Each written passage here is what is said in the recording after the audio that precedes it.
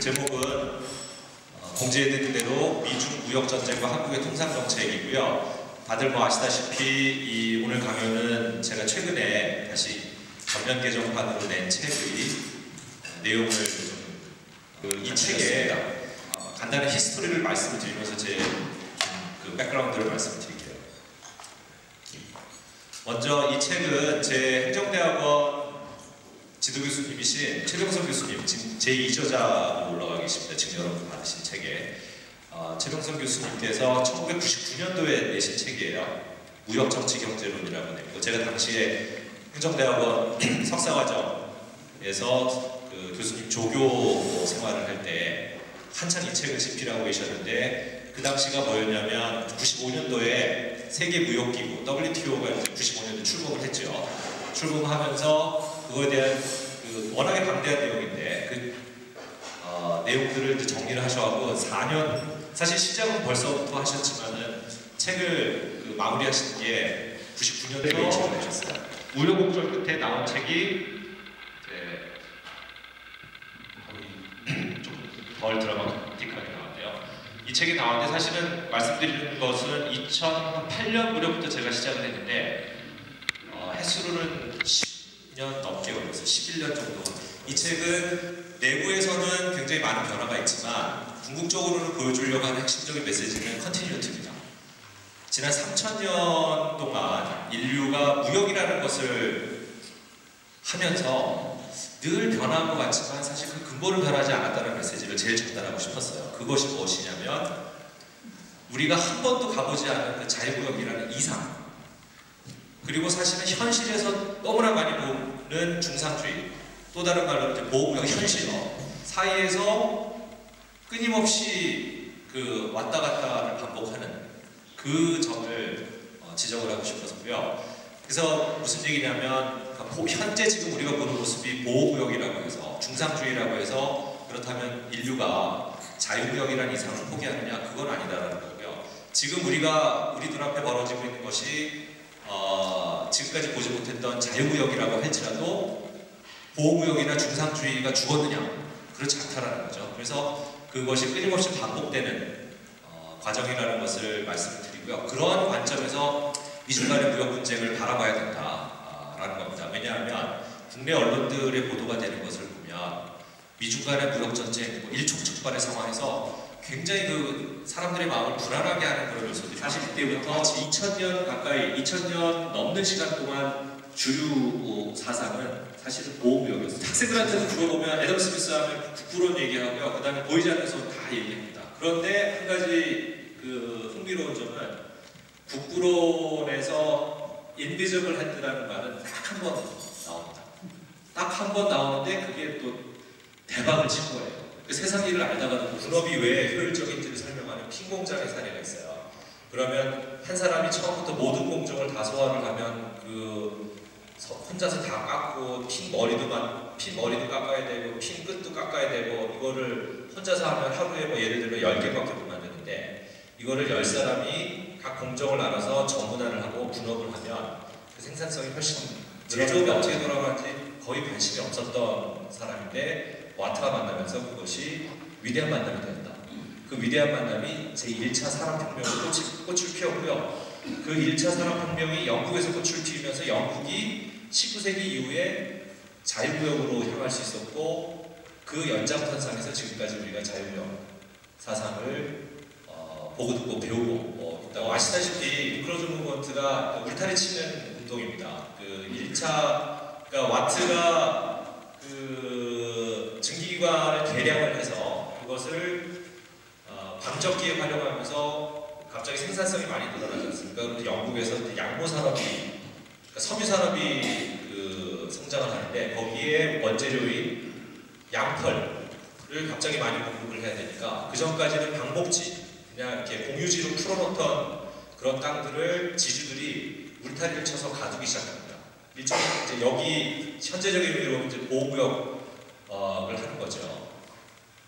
그러면서 많은 이제 소작농들이 땅을 잃어버리고, 그러면서 이제 그 도시로 옮겨가게 되고, 거기서 도시 빈민이 되고, 그 노동자 계급으로 흡수가 되면서 어떻게 보면 이제 자본주의라는 사이클이 완성되는 그 과정을 거치게 되는데요. 저는 꼭 그 과정은 아니더라도 이렇게 다시 울타리를 치는 그런 과정이 재현되고 있다는 측면에서 뉴 인클로전 무브먼트가 확산되고 있다라고 표현합니다. 자, 그러면 중국에 대한 견제가 핵심인데 오늘 어떻게 보면 제일 그 핵심적인 주제 중에 하나의 미중 무역 분쟁인데, 여기서 오늘 이 자리에서 미중 무역 분쟁의 아주 구구절절한 그런 내용들을 다룰 수는 없겠고요.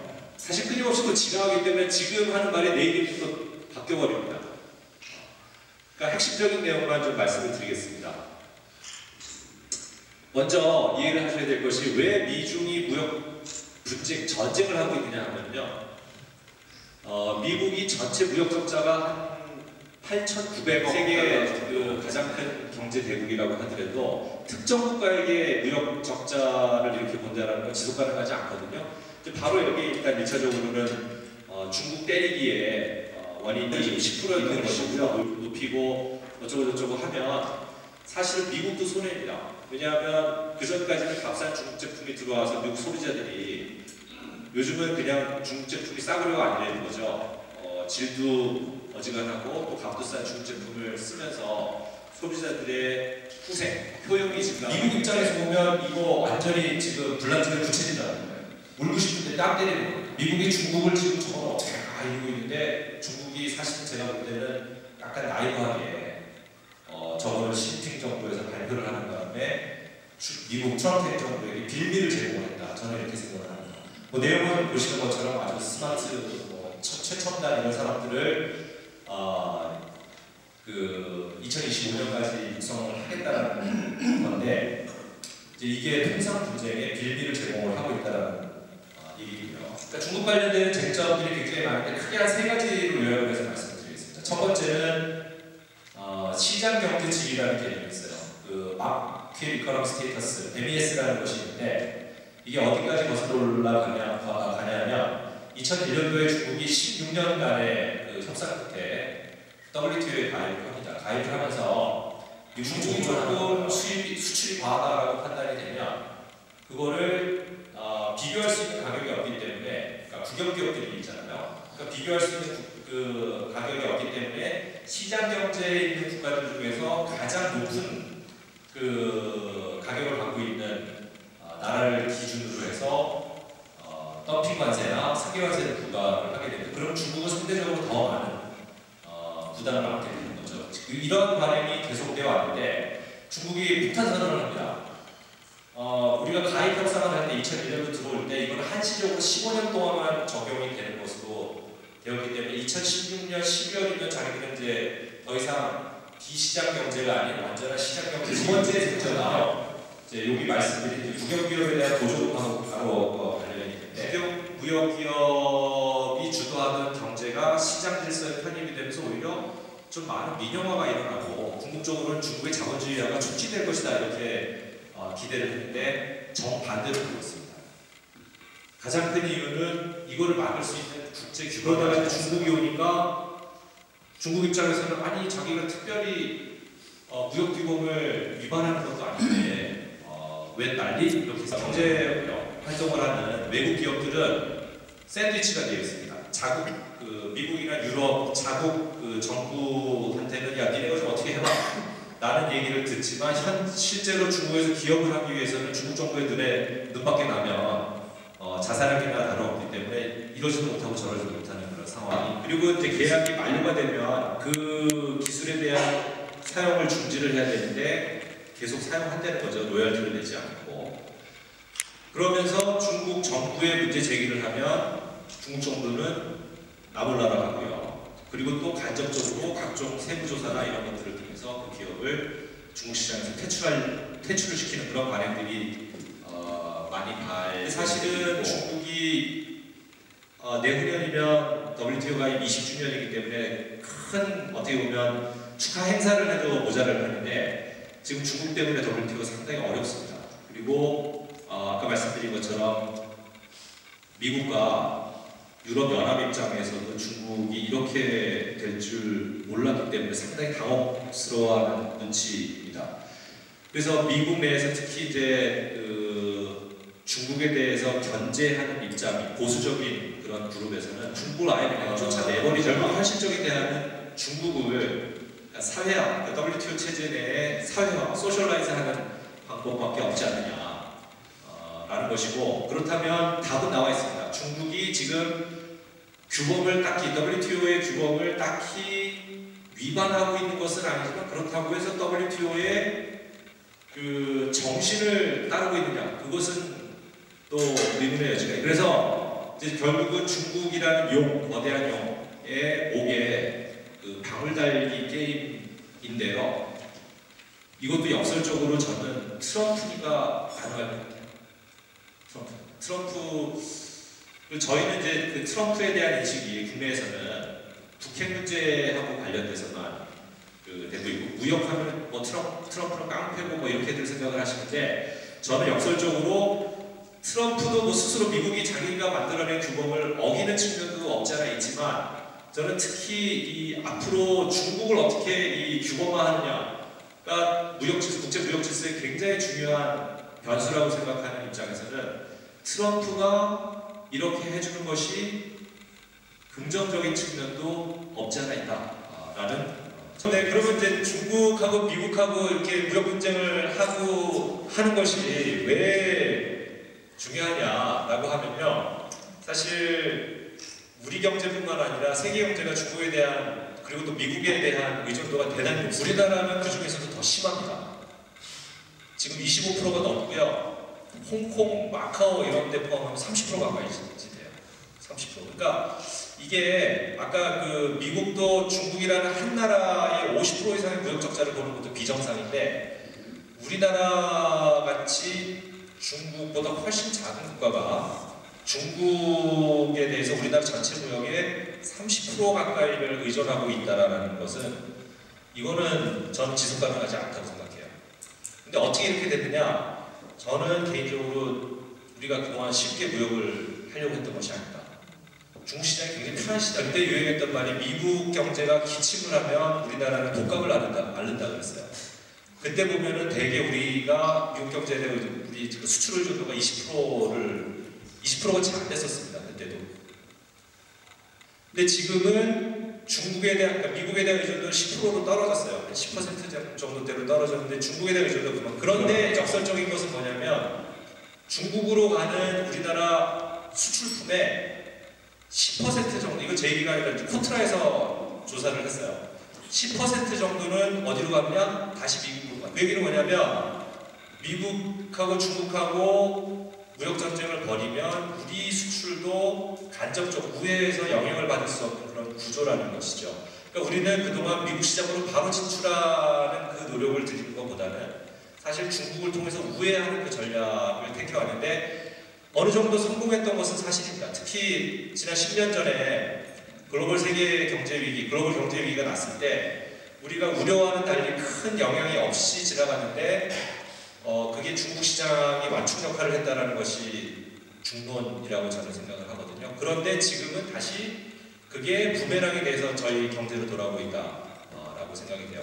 자, 그래서 여기서 첫 번째 얻을 수 있는 정책적 함의는 우리가 중국 시장에 대한 의존도를 지금이라도 빨리 줄여야 된다. 그래서 지금 정부도 노력을 하고 있습니다. 그런 맥락에서 신남방 정책이다, 신북방 정책이다 하는 것이 나오고 있는데, 이것은 정부의 노력만으로 될 것이라고 생각하지는 않고요.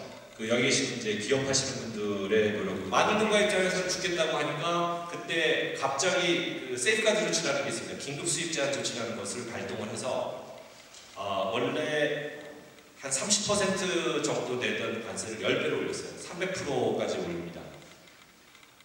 그러면서 이제 호기롭게 세이프가드, 우리 마늘 농가 모아왔다. 그때 아마 2000년도가 국회의원 선거 직전이었을 거예요. 그랬는데 중국이 그러냐 하면서 바로 일주일 만에 우리가 마늘 수입 금지한 거에 50배가 되는 보복을 해요. 세탁기하고 뭐 폴리에틸렌 이런 거를 다 금지를 합니다. 우리가 거기서 좀 버텼어야 되는데 우리 정부가 일주일도 못 가고 그냥 백기투항을 하죠. 그러면서 이제 마늘 1차 파동, 2차 파동, 3차 파동까지 가는데, 그거는 1차적으로는 우리 정부가 세이프가드 조치를 너무 쉽게 생각하고 그 주도 면밀하지 못하게 취했다라는 그 원죄가 있기 때문에 중국한테 그렇게 보복을 당했는데, 중국한테 그렇게 보복을 당하고도 아무 소리를 못한 게 저는 지금 봐도 이해가 안 돼요. 왜 그때 그랬는지. 물론 일부는 정부에서는 중국이 그때 WTO 가입 전이기 때문에 이런 통상 분쟁 절차를 밟을 수 없었다라고 이야기하는데 오히려 반대입니다. 왜냐하면 말씀드린 것처럼 2001년도에 중국이 WTO에 가입을 하거든요. 마늘 파동이 2000년도에 일어났어요. 그 얘기는 뭐냐면 중국이 조심조심하게 가입 협상을 미국하고 EU하고 마무리하는 단계였어요. 중국은 굉장히 어떻게 보면 취약한 상태였습니다. 거기서 우리가 중국 좀 보소, 얘네가 말도 안 되게 50배 보복을 하네요 라고 우리가 외쳤더라면 국제사회가 돌아봤을 수 있었을 텐데 저희가 그걸 못했어요.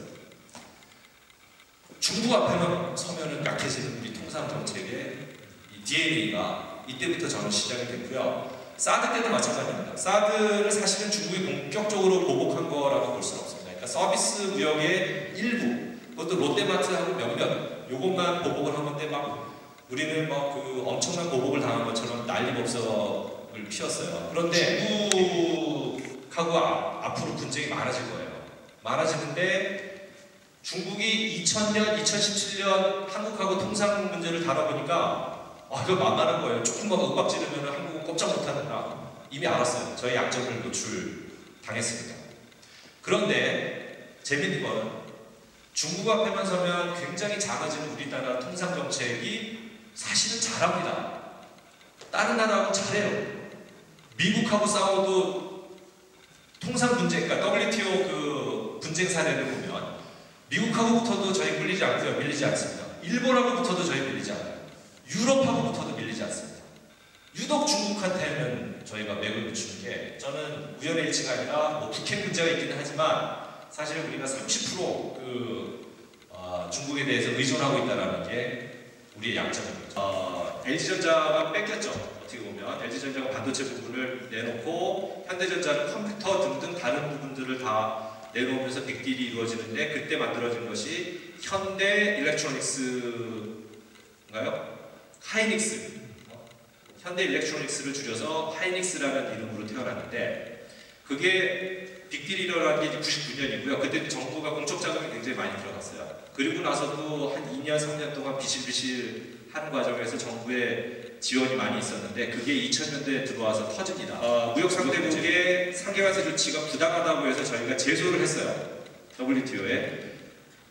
내용은 우리가 부분적으로 이긴 거, 진 거 이렇지만 전체적으로 보면 우리나라가 이 세 유례가 없습니다. 그러니까 각각 별개의 반도체 분쟁을 벌이면서 그래도 선방을 했다라는 것은 유례가 없는 일이고요.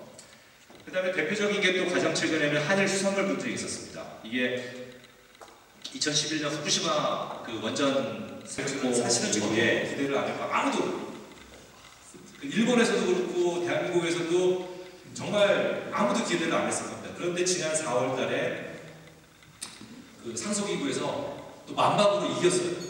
이런 전례가 없습니다. 자, 그래서 포인트는 우리가 WTO 분쟁 해결 절차로 가면요 나쁘지 않아요. 우리가 제소당한 것도 있고 우리가 제소하는 사례도 있지만은 전체적으로 보시면요 제소당한 것 중에서 보시면은 우리가 승소한 게 전체 8건이면 이제 2017년 상황에서 좀 업데이트가 안 되긴 했는데 전체 피소 8건 중에서 우리가 3건을 최종심에서 승소를 했습니다. 5건 패소 나쁘지 않습니다. 피소를 당한 것 치고는. 그 다음에 우리가 제소한 경우는요 압도적입니다. 우리가 제소한 경우는 최종심에서 승소하는 게 압도적으로 많아요. 그러니까 이 얘기는 뭐냐면 우리가 이 WTO 분쟁해결 기구를 적극적으로 활용을 해야 되겠다. 근데 그러기 위해서는 여기에 따르는 인력 양성이 또 뒷받침이 되어야 되겠다는 말씀. 지금 각 부처에서 하는 것들을 보면 사실은 엄밀한 의미의 통상정책이라고 보기 어려운 게 굉장히 많은 것 같아요. 제가 볼 때는 아까 말씀드린 것처럼 복지정책에 가까운 것들이 대단히 많습니다. 기업이 어렵다고 하면 그냥 도와줍니다. 근데 그거는 도와주는 건 맞지만 그 이상 도와줘버리면 이제 오버슈팅 문제가 생기고 자원의 낭비들이 생기게 되는데 그러면 이제 복지부서가 되는 거예요. 복지부서 당연히 있어야죠. 근데 거기에만 머무르면 우리나라 산업 또는 통상정책 미래가 없다라고 저는 생각이 되고 결국은 이 이것을 한마디로 줄이면 새로운 영역으로 눈을 돌려야 된다. 우리가 지금 정부 지원이 굉장히 많이 있어요. 많이 있는데 정부 지원이 없어서 우리가 산업정책을 못하고 통상정책을 못하는 것이 아니다라는 앞으로의 통상정책의 패러다임을 보면 어려워질 겁니다. 왜냐하면 우리는 지금 우리 정부가 마음대로 할 수 있는 영역이 그렇게 많지가 않아요. 국제 규범이 있고 기업들을 지원을 한다고 하면 그렇게 마음대로 할 수 있는 게 아니거든요. 왜냐하면 WTO의 그 보조금 협정이 있어서 거기에 어긋나는 그 불법 보조금을 우리가 사용할 수 없게끔 되어 있어요. 자, 그런 것들을 감안을 하고서도 우리가 어떤 그러면 통상 정책을 설계를 해야 되느냐라고 하면 제 얘기는 아닙니다. 중소기업 연구원 원장을 하셨던 김세정 박사님 얘기인데 앞으로는 생산 요소 시장 접근성을 제고해야 된다. 이거는 반대죠. 아까 소득주도 성장론은 여기서 정반대로 갑니다. 오히려 요소 접근성을, 그러니까 생산 요소 시장이라는 건 노동시장, 자본시장에 대한 접근성을 높여야 된다는 얘기인데 반대로 가고 있다는 얘기고요.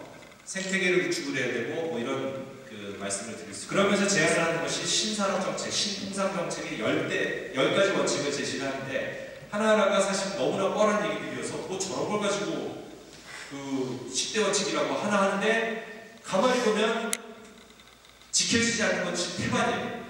우리나라 정부 정책에서 여기 10개 중에 저는 대부분이 특히 산업통상 관련되는 정책들은 대부분이 안 맞는다고 생각해요. 그러니까 뻔한 답이 있는데도 지금 못하는 것이 뭐냐? 속도가 너무 빨라. 그러니까 지금 신재생 에너지 당연히 육성해야죠. 육성해야 되는데 이게 지금 현재 시점 얘기가 아니라 2013년에 제가 쓴 논문 중에 일부를 배치한 건데요. 그대로 지금 반복이 되고 있어요. 지금 신재생 에너지 3020 정책 최근에는 뭐 또 다른 게 나왔고 난리인데 30%가 아니라 20%가 아니라 30%까지 늘리게 되는 거거든요. 신재생 에너지 기준을. 자, 지금 현재 우리가 소각 태우는 거예요. 거기서 그것도 재생이라고 우리는 카운트를 합니다. 그거 포함해서 7%인데 앞으로 2030년까지 10년 남짓하는 동안 20% 늘릴 거래요. 이거는 말도 안 되는 얘기라고 생각해요. 앞으로 한 50년에 걸쳐 이렇게 하겠다라는 건 얘기가 되지만 이거는 그러니까 분명히 부작용이 있습니다. 그 부작용에 대한 고려 없이 이런 정책을 무리하게 추진하는 것은 아니라는 말씀입니다. 자, 그래서 결론인데요. 답은 저희가 뻔히 알고 있는데도 안 되는 이유가 뭘까? 라고 생각을 하면 저는 이게 우리가 몸과 마음이 아직 일치하지 않는 현상을 갖고 있지 않은가 하는 생각이 드는데 우리 몸은 굉장히 많이 성장을 했어요. 보시는 것처럼 2011년에 2조 달러 됐고요. 6,000배 이상, 60년대 비교 6,000배 이상 증가했습니다. 지금 수출 규모로만 보면 세계 7대 무역대회. 그런 의미에서는 다시 이제 돌아가면 책 제목이 정치, 경제 그리고 법을 같이 보는 이유를 저희가 거기서 찾을 수가 있지 않을까 생각됩니다. 죄송합니다. 네. 넘었습니다. 관세. 미국 트럼프가 25% 다시 하겠다고 했잖아요. 이제 네. 그거 계속 될까요? 지금 이제 일부는 관세 폭탄을 이미 25%까지 관세를 매기고 있고요. 트럼프는 그걸 자랑스럽게 생각을 하죠. 관세 수입이 폭발하고 있다. 자기 트위터에 계속 올리고 있는데 지속 가능할 것 같지는 않습니다. 그러니까 미국 입장에서는 사실은 미국이 원하는 거는 크게 보면 한 2가지, 3가지 정도로 요약할 수가 있는데 첫 번째는 우리가 이 통상정책에서는 수출 자율 규제라는 것이 있습니다.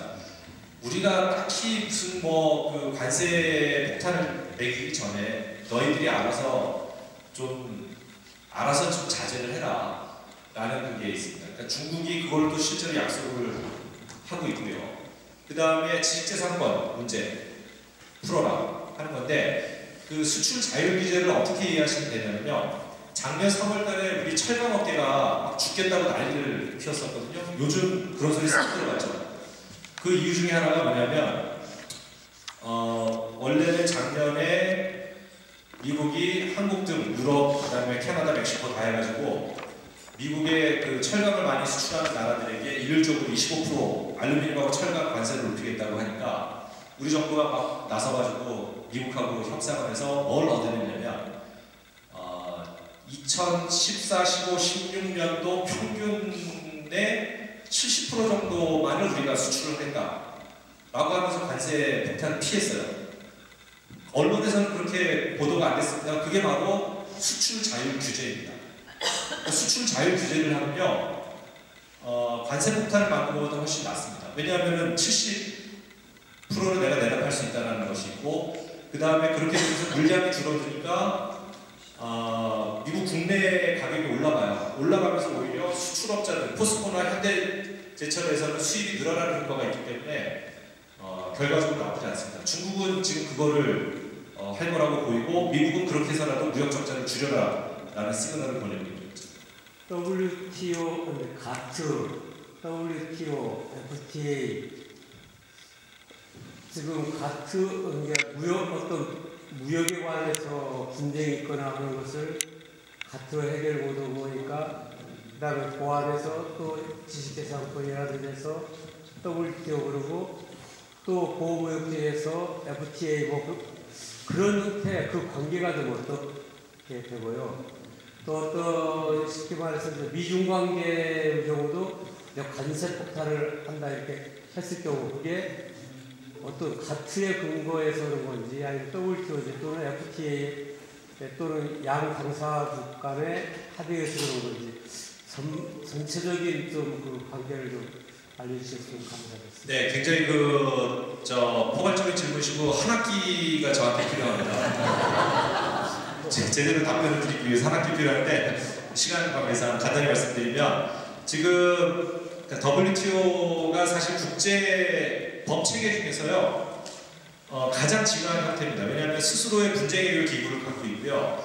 뭐 우리가 ICJ, 그러니까 국제 사법 재판소나 뭐 여러 재판소들이 있는데 그 범위가 굉장히 넓다는 의미에서 그 분야만의 중재 절차는 아니라고 볼 수 있는데 WTO는 그 자체의 그거를 분쟁 해결 기구를 갖고 있다는 측면에서 대단히 독특하고 FTA를 맺고 있는 한미 FTA라고 하면 무역 분쟁이 생기면 그 안에 이제 분쟁 해결 절차에 대한 것들이 있는데 궁극적으로는 거기서도 해결이 안 되면 WTO로 간다라고 되어 있어요.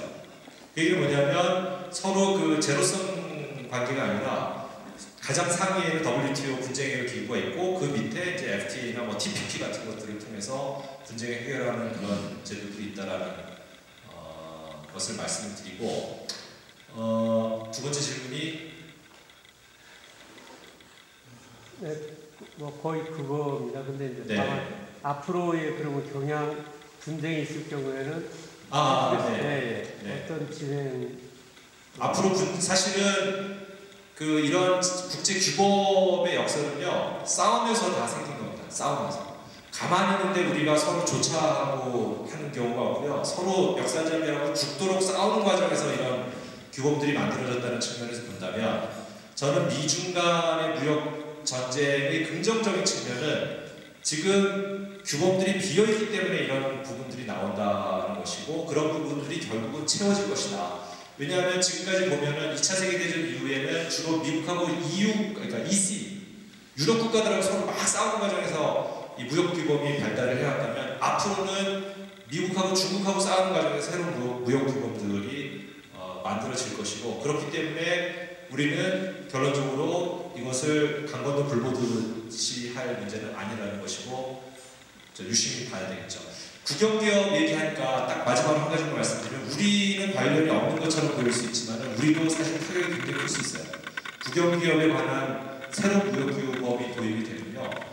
대한민국 경제도 공공부문의 의존도가 대단히 높은 OECD 국가들 중에서 거의 5손가락 안에 들어가는 나라거든요.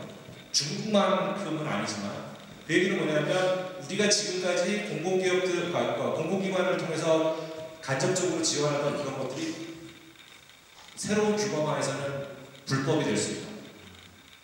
그 얘기는 우리가 제소를 당할 가능성이 대단히 높아진다는 것이고 그런 측면에서는 중국이 지금 저럴 때 우리 정부는 그것들을 바로잡기 위해서 먼저 좀 움직여야 되겠다 하는 말씀.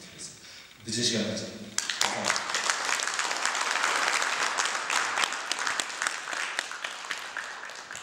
학장님께 마이크를 바로 드리겠습니다. 늦은 시간까지 고생 많으셨습니다. 국교수가 사회만 잘 보는 줄 알았더니 아주 강하게 펀치하게 하는 잘 설명해 주시고 너무 잘해주셨습니다. 큰 박수 한번 더 보내주시죠.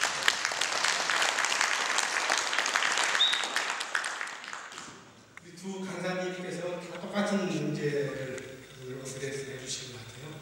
어떻게 하면 우리나라가 미래에 더 잘 살고 더 번영되고 부강되는 나라를 만드냐 그런 거에 대해서 같이 고민을 하고 거기에 대해서 여러 가지 제도나 안들을 얘기하는 것 같습니다.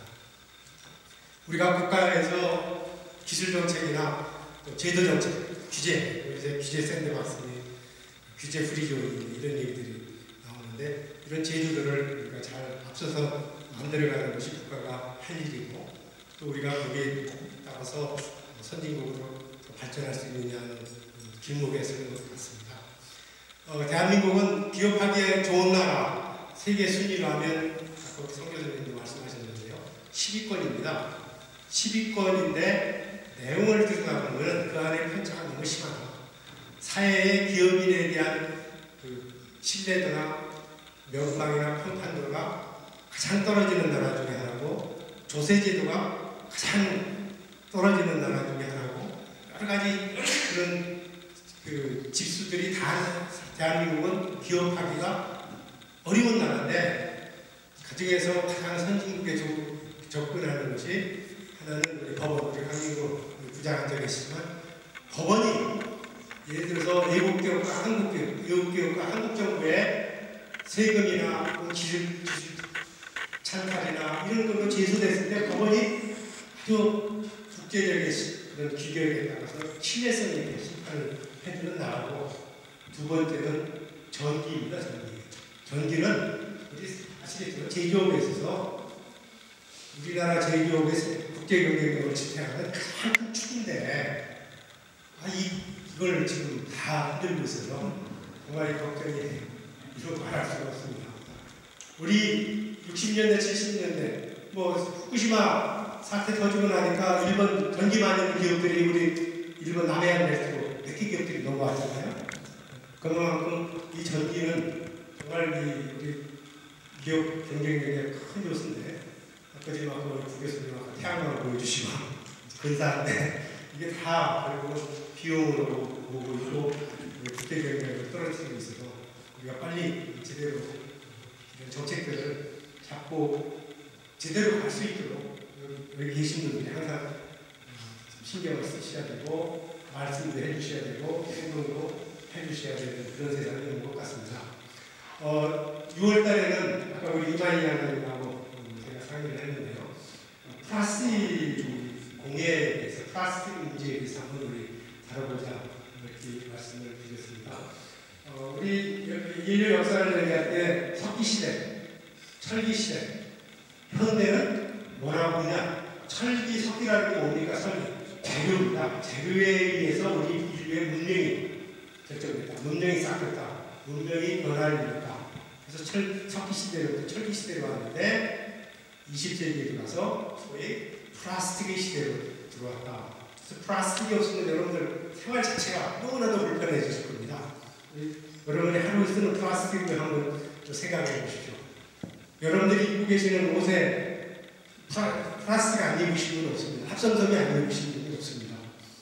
그래서 그런데 이것이 이제 쌓이다 보니까 남도계까지 폐플라스틱이라고 고기를 잡으니까 고기 속에 플라스틱 조각이 나고 새를 잡고서 새를 들여다보니까 위장을 보니까 플라스틱 조각을 먹어서 죽고 우리가 이런 그 문제로 대두돼서 그린피스나 유럽 선진국에서 플라스틱 공해에 대해서 연일 대대적으로 지금 방송들이 나가고 있는데 저희는 한번 플라스틱에 대해서 한번 공부해 보도록 하겠습니다. 또 우리 권호박 차관님이 아주 우리 건강에 대해서 장수시대 건강에 대해서 강의하신 분이 있다고 소개를 해주셨는데 혹시 그분이 강의하셨다면 6월달이나 7월달에 모시도록 하겠습니다. 늦게까지 고생 많으셨습니다. 안녕히 가세요.